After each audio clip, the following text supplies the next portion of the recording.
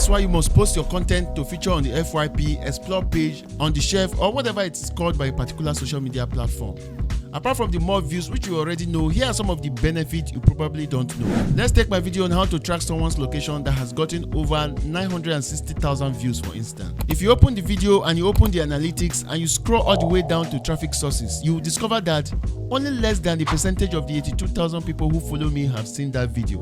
Whereas 97.9% of the traffic came from the For You page, meaning that had this video not featured on the For You page, it would have gotten less than 820 views. Now imagine the difference between 820 views from the 82,000 followers you expect to watch your video and 960,000 views from people you don't even know.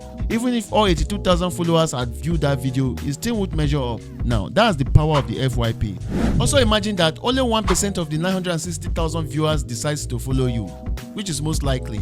That's how you get 9,600 followers courtesy of one video. Matter of fact, I got more than 10,000 followers from that video, and that also applies to likes and comments. Hope you have learned something. If you have, like and share this video with your friend. Follow for more helpful tips like this. Drop any comment if you have any question, and see you in the next one.